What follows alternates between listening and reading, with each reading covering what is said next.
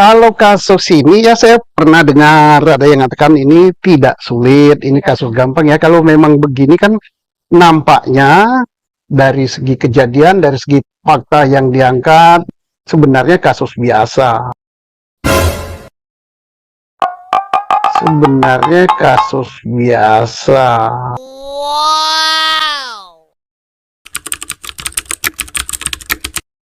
Tapi kalau kasus ini kan ya boleh dikatakan kalau ini korbannya, kemudian yang diduga melakukan penembakannya dan sebagainya, bukan Polri, bukan sesama Polri gitu, dan bukan juga terjadi di rumah Jenderal Polri, mungkin polisi akan cepat gitu mengungkapnya.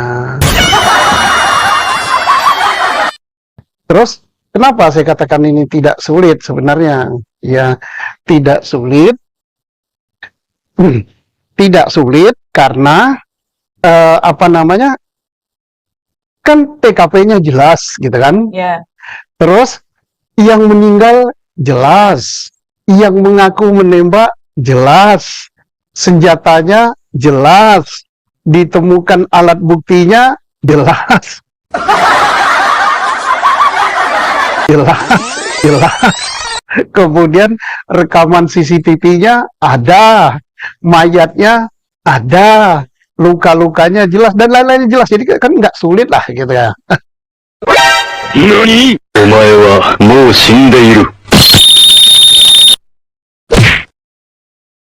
Perkembangan terkait dengan penanganan kasus penembakan terhadap tembak-menembak antara anggota Polri di Asrama Duren 3, dan kita melihat bahwa ada spekulasi berita yang muncul yang kemudian tentunya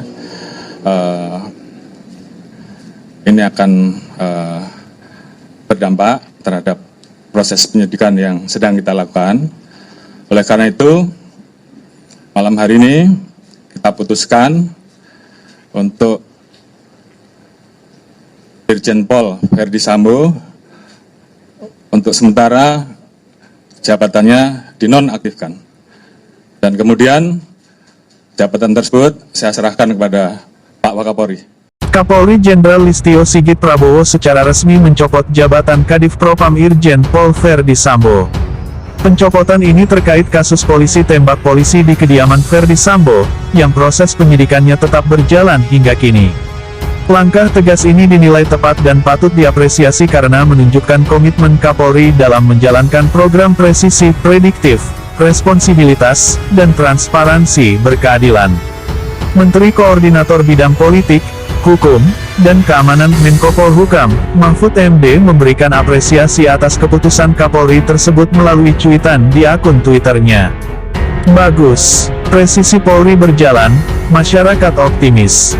Makna presisi, prediktif, bisa memprediksi apa yang akan terjadi dari satu situasi sehingga bisa mengambil tindakan pada waktu dan cara yang tepat. Responsibilitas, memberi respons secara cepat atas aspirasi publik. Transparansi, terbuka, fair, kata Mahfud dikutip dari akun Twitter pribadinya @mohmahfum. Sejak awal, Mahfud MD yakin bahwa Kapolri akan melakukan tindakan tersebut. Ia bahkan menanggapi komentar Khairil Anwar Notodiputro yang awalnya berprasangka negatif kepada Kapolri.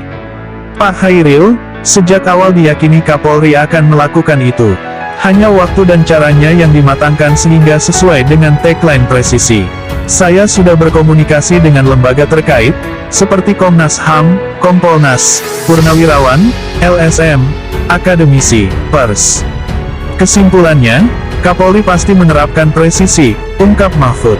Melanjutkan cuitannya di hari yang sama, Mahfud bahkan menjelaskan alasan-alasan yang membuatnya yakin akan langkah tegas dan keputusan Kapolri yang sejak awal telah berjanji untuk tidak menutup-nutupi kasus ini. Mengapa kita yakin Kapolri akan melakukan itu? Satu, Kapolri sejak awal bilang kita tak akan menutup-nutupi tapi takkan gerusa-gerusu. Dua, kita takkan bisa menghindar dari public common sense. Tiga, jika tidak bertindak secara presisi publik akan membuka fakta-fakta baru yang akan memperburuk situasi, terangnya.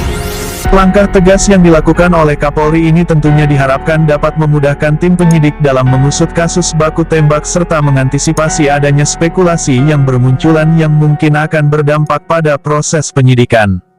Lalu apa komentar Anda?